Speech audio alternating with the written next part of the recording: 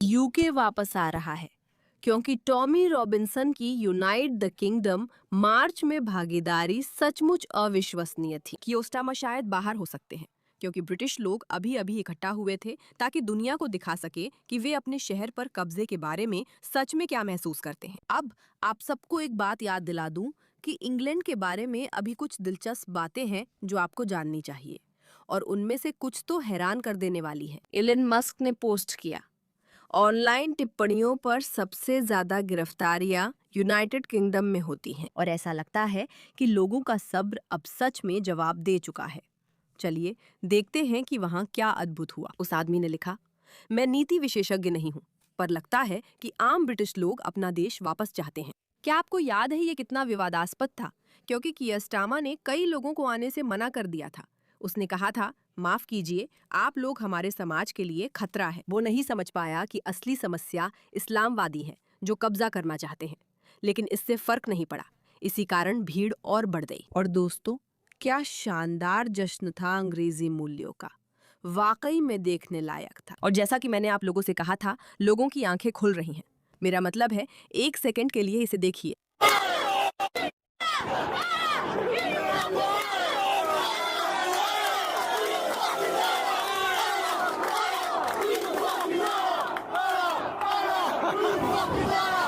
मुझे वो चार्ट पसंद नहीं क्योंकि बच्चों का गालियां चिल्लाना अच्छा नहीं लगता, लेकिन लोग समझ रहे हैं कि इसमें कुछ सही नहीं है। इस अधिग्रहण में कुछ तो सही नहीं है और हम हर दिन चुप है। ये एक बहुत ही ये तो गजब की राय है।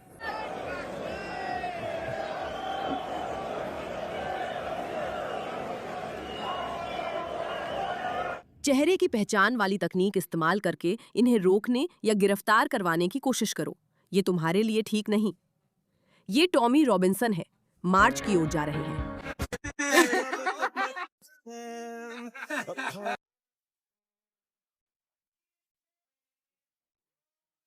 मैं सोच भी नहीं सकती कि ये कैसा होगा, है ना? आप ऐसी मुहिम में कार चला रहे हैं जिसमें आपको धमकियां मिली, आपको कई बार जान से मारने की धमकियां मिली और देश छोड़ना पड़ा। और यहाँ आपके पास हजारों लोग हैं जो बस एक साथ इकट्ठा हुए हैं ताकि आपके विजन के तहत यूनाइटेड किंगडम को एकजुट कर सके। टॉमी रॉबिन्सन पोस्ट करते हैं, पहले वे नजरअंदाज करते हैं, फिर हंसते हैं, फिर लड़ते हैं, फिर आप जीतते हैं। मेरा मतलब है, हाँ, ऐसा लगता है टॉमी रॉबिन्सन जीत रहे हैं क्योंकि वो उन लोगों की आवाज बन गए हैं जो सरकार, कब्जे, बड़े पैमाने पर आप्रवासन और बोलने की आजादी की कमी से तंग आ चुके हैं। उन्होंने ऐसे ही अपनी बात कही। कुछ हफ्ते पहले वे लेबर पार्टी को गिराने के लिए वोट कर रहे थे, लेकिन अब वे सड़कों पर अपने झंडों के साथ खड़े हैं और कह रहे हैं कि हम जानते हैं कि हम क्या मानते हैं और किसका समर्थन करते हैं और पीछे नहीं हटेंगे। निश्चित रूप से इस्लाम के खिलाफ होना इसका बड़ा हिस्सा था। इस विरोध प्रदर्शन को देखिए।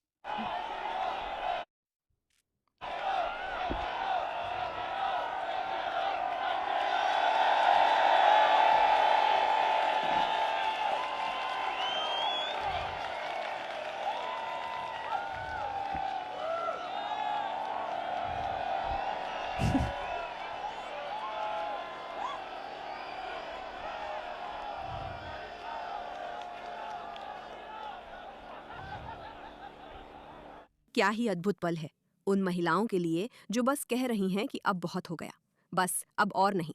हमें पूरी तरह से इस्लामवादी आंदोलन के खिलाफ जाना है और पूरी तरह से महिलाओं के अधिकारों के पक्ष में खड़ा होना है। और अब कोई बीच का रास्ता नहीं है। अब बीच में कुछ भी नहीं हो सकता क्योंकि अब कोई बीच नहीं बचा है। ये लोग हमसे सब कुछ छीन लेना चाहते हैं। अब डेली वायर नहीं, डेली मेल मुझे लगता है ने आज सुबह ये खबर दी कि कीर स्टारमर वास्तव में इस्तीफा देने पर विचार कर रहे थे। और मुझे लगता है कि हम सब कह सकते हैं कि अब समय आ गया है। मेरा मतलब है, अच्छा हुआ, अब बहुत हो चुका है। वैसे इस एपिसोड को केल्सी द्वारा प्रायोजित किया गया है। केल्सी ऐप डाउनलोड करें और मेरा के का उपयोग करें। $10 ट्रेड पर $10 पाएं। KALSHI। केल्सी में अपनी भविष्यवाणी पर पैसा लगाएं। और जो लोग अभी तक नहीं जानते कि केल्सी क्या है, तो यह मूल रूप से संयुक्त राज्य अमेरिका का सबसे बड़ा प्रिडिक्शन मार्केट है। ये भविष्यवाणियों के लिए एक स्टॉक मार्केट है। और यहाँ वे जो करते हैं वो ये है कि वे आपको दिखाते हैं कि लोग वास्तव में क्या महसूस करते हैं। और मुझे लगता है कि जब हमने इसे कुछ दिन पहले चेक किया था तो ये काफी बराबर दिख रहा था। अब ये काफी ज्यादा लग रहा है कि ये आदमी जाने वाला है। जो फिर से मुझे कहना पड़ेगा, इसका पूरा श्रेय आप टॉमी रॉबिन्सन को नहीं दे सकते। टोनी रॉबिन्सन नहीं, टॉमी रॉबिन्सन। लेकिन ये आंदोलन लोगों को वो क्षमता और वो आवाज देने में एक बहुत बड़ा बदलाव रहा है, जिससे वे सच में कह सकें, जैसे सच में भार में जाए ये सब, हम अब और बर्दाश्त नहीं कर सकते। चलिए देखते हैं टॉमी क्या कर रहे हैं। वो सुरक्षा घेरे में है। सच में उनके लिए कितनी खुशी की बात है, मैं कल्पना भी नहीं कर सकती। सच कहूँ तो जब टॉमी रॉबिन्सन ने मुझे ट्विटर पर फॉलो किया, वो मेरे सबसे रोमांचक दिनों में से था। हम ट्रैफलगर स्क्वायर की ओर मार्च कर रहे हैं। भीड़ आगे बढ़ रही है। पार्लियामेंट स्क्वायर भर चुका है। भीड़ यहां से लेकर बहुत दूर तक फैली हुई थी, जो कि मीलों दूर है। मीलों तक। यह ब्रिटिश इतिहास की सबसे बड़ी घटना है। ब्रिटेन के लिए टर्निंग पॉइंट और नेताओं के लिए संदेश। विलियम लड़ाई को तैयार है। ऊपर आओ, हम जागे हैं। हम पीछे नहीं हटेंगे।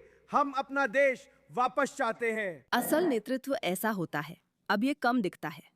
इनएविटेबल वेस्ट ने लिखा, अभिजात वर्ग में घबराहट फैलने लगेगी।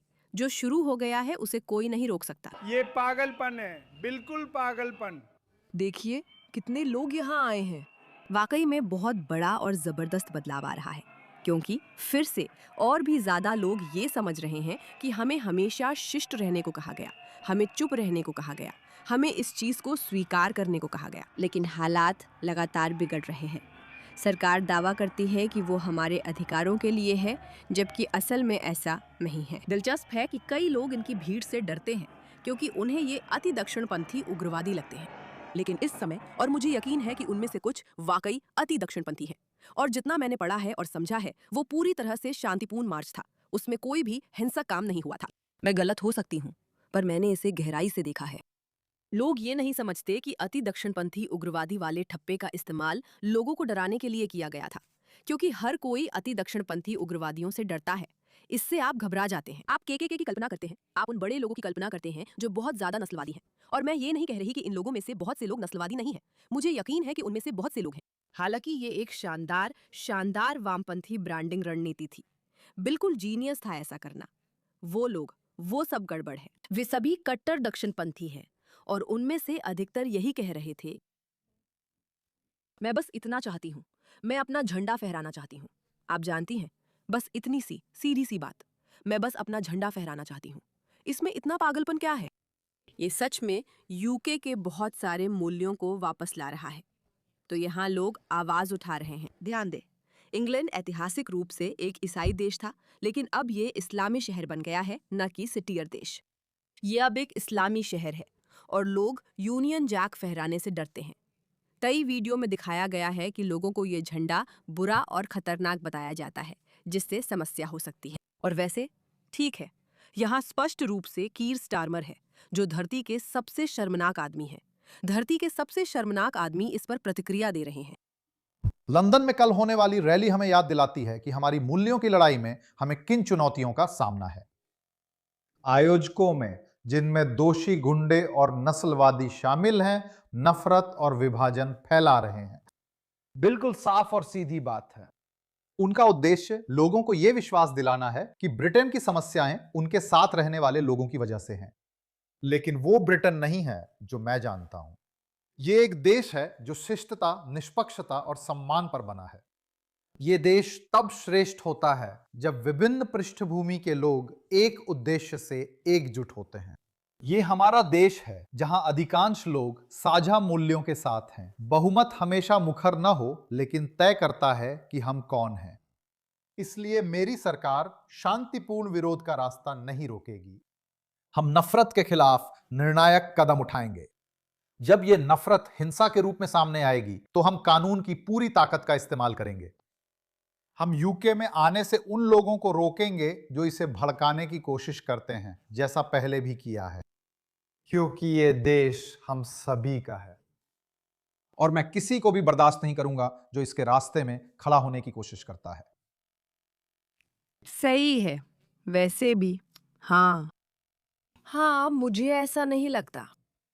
मुझे नहीं लगता कि स्टामर, सचमुच ये खबर सामने आ रही है। कहा जा रहा है कि इस्तीफा देने के लिए तैयार है। ये आदमी कितना घटिया है, पसीने से भरा, मोटा और बदसूरत भी। वो वहां बैठा है, जैसे कहना चाहता है कि वे हमें यकीन दिलाना चाहते हैं कि देश ग्रूमिंग गैंग्स के कब्जे में है। हम विविधता पसंद करते हैं, लोगों को विविधता से समस्या नहीं है। जब विविधता चाहने वाले लोग एकजुट होते हैं, ये कोई मुद्दा नहीं है। कीर स्टारमर। और अब समय आ गया है कि कोई तुम्हारे छोटे से दिमाग को ये समझाए अगर तुम्हें समझने में दिक्कत हो रही है।